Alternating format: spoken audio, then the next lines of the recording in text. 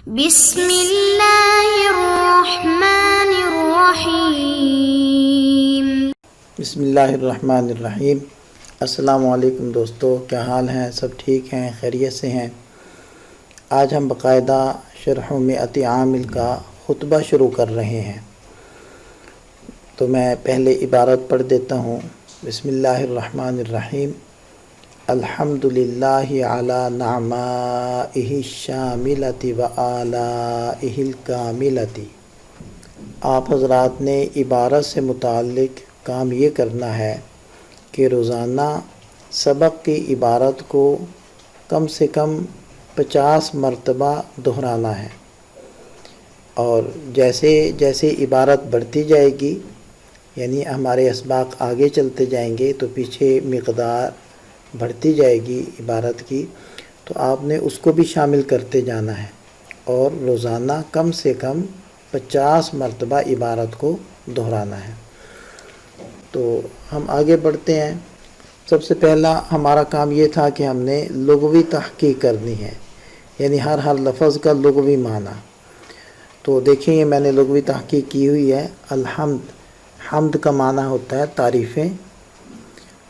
للہ میں جو لام ہے اس کا معنی خاص ہے، کیونکہ لام کے بہت سارے معنی ہیں، ان میں سے ایک معنی تخصیص کا بھی ہے۔ اور اس کے بعد لفظ اللہ ہے، اس کا معنی اللہ ہی ہے۔ اللہ کا معنی پر ہے۔ نعمہ، یہ نعمتن کی جمع ہے، نعمتیں۔ اور ہو ضمیر ہے جس کا معنی ہے وہ، اور جب یہ اضافت کی چونکہ شکل ہے تو جب ہم مضاف مضاف الیہ بنا دیں گے تو پھر اس، یہ معنی ہو جائے گا ہو کا۔ اور الشاملہ کا معنی ہے عام، اور واو کا معنی اور۔ اعلیٰ، الیون کی جمع ہے، اس کا معنی بھی ہے نعمتیں۔ ہو، یہ بھی ضمیر ہے، اور الکاملہ معنی مکمل۔ تو یہ ہماری لغوی تحقیق مکمل ہوئی۔ اب ہم آگے بڑھتے ہیں۔ اس کے بعد ہم نے یہ دیکھنا ہے کہ جتنے الفاظ اس عبارت میں موجود ہیں ان میں سے کتنے اسم ہیں، کتنے فعل ہیں، کتنے حرف ہیں۔ تو ہم نے دیکھا کہ الحمد میں پہلا یہ اسم ہے، اور اس کے اسم ہونے کی علامت الف لام ہے۔ اور للہ، یہ لام حرف ہے، اور لفظ اللہ یہ اسم ہے، اور اسم کی علامت یہ ہے کہ حرف جر لگا ہوا ہے۔ علی، یہ حرف ہے۔ نعمہ، یہ اسم ہے، اس کی بہت ساری علامتیں ہیں۔ ایک تو علی حرف جر لگا ہوا ہے، دوسرا یہ جمع بھی ہے، تیسری بات یہ ہے کہ یہ مضاف ہے۔ اور ہو ضمیر، یہ بھی اسم ہے، اسم غیر متمکن۔ اور الشاملہ بھی اسم ہے، الف لام بھی لگا ہے، تا بھی لگی ہے آخر میں۔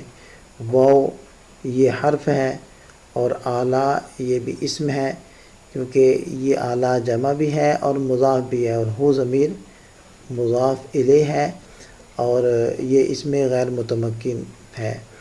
تو یہ سارے اسماء ہوئے۔ الکاملہ بھی اسم ہے، الف لام اس کی علامت ہے، اور تا یہ بھی اس کی علامت ہے۔ تو ہمیں پتہ چلا کہ آج کی ہماری عبارت میں یا تو اسماء ہیں یا حروف ہیں، فعل نہیں ہے۔ تو جب فعل نہیں ہے تو پھر یہ جملہ اسمیہ ہی بنے گا۔ تو اگلے پیج پر جاتے ہیں۔ یہ میں نے ترکیب کی ہوئی ہے، بیچ کے 2 کام میں نے چھوڑ دیے ہیں، وہ آپ لوگ خود سے کر لیجئے گا۔ وہ 2 کام یہ تھے کہ تیسرے نمبر پر کام یہ آتا تھا کہ آپ نے کلمات کا آپس میں تعلق دیکھنا ہے، اور چوتھے نمبر پر اعراب اور وجہ اعراب۔ یہ آسان چیزیں ہیں، ان کو میں نے چھوڑ دیا۔ اب میں چوتھے کام کی طرف آ گیا ہوں۔ تو الحمد کو میں نے بنایا مبتدا، ٹھیک ہے جی۔ تو مبتدا کیوں بنایا، کیسے بنایا، یہ چیز تھوڑی سمجھنے کی ہے۔ ہم ترجمہ ان الفاظ کا دیکھ چکے ہیں۔ تو الحمد کا معنی ہو گیا تمام تعریفیں، کیونکہ الف لام کا معنی ہے تمام، اور حمد کا معنی ہے تعریف۔ تو الف لام لگ گیا تو معنی ہو گیا تمام تعریفیں۔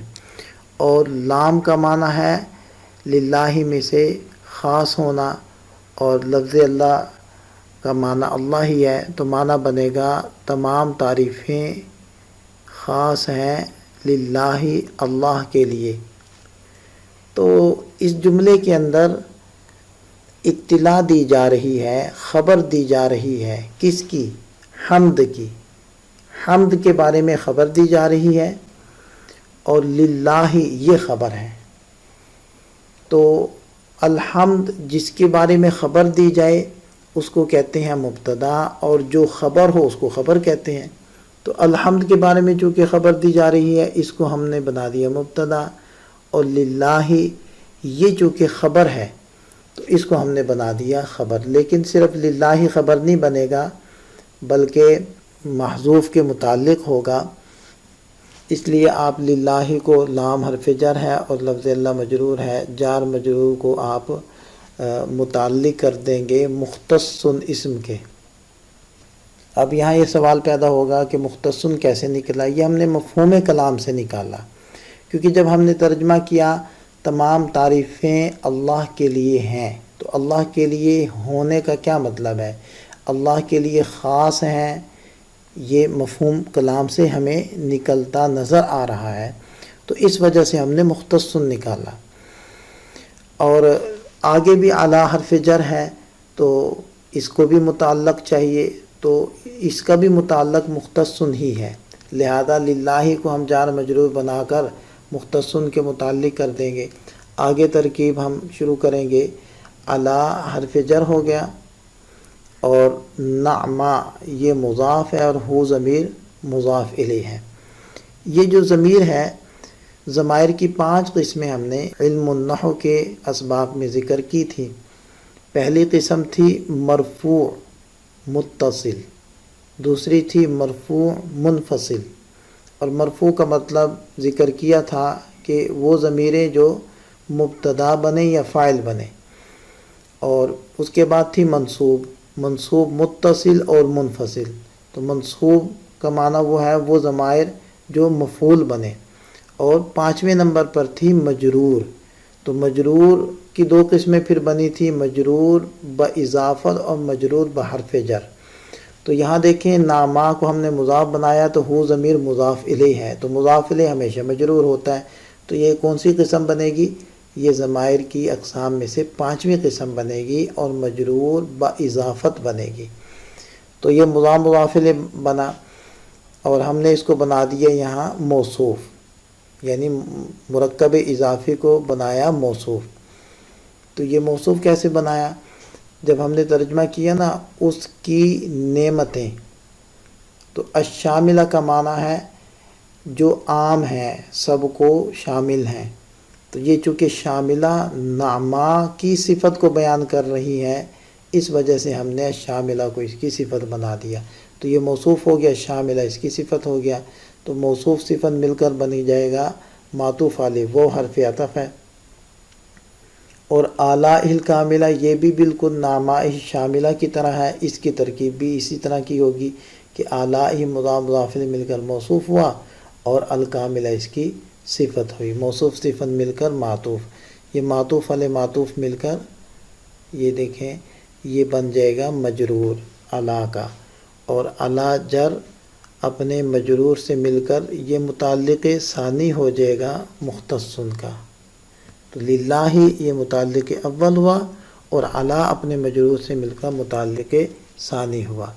تو یہ مختص صیغہ اس میں مفعول ہے، اور ضمیر اس کا نائب فاعل بنے گی، اور یہ اپنے دونوں مجروروں سے مل کر شبہ جملہ ہو کر مبتدا کی خبر بن جائے گا۔ ہم یہاں اس کو خبر لکھ دیتے ہیں، یہ جی مبتدا تھا اور ما بعد سارا اس کی خبر بن گیا۔ مبتدا خبر سے مل کر جملہ اسمیہ، اب اس کو خبریہ بنانا ہے یا انشائیہ بنانا ہے، تو لفظاً تو یہ خبریہ ہی ہے لیکن معنن انشائیہ ہے، کیونکہ آپ تعریف اس وقت کر رہے ہیں اور تعریف کے بارے میں خبر نہیں دے رہے، اس لیے یہ معنن انشائیہ بن جائے گا۔ تو یہ ہماری ترکیب مکمل ہوئی، آج کا سبق مکمل ہوا۔ اس کو سٹیپ بائی سٹیپ خوب اچھے طریقے سے سمجھیں اور اس کی مشق کریں۔ اللہ تعالی ہم سب کا حامی و ناصر ہو، دعاؤں میں یاد رکھیے گا۔ السلام علیکم۔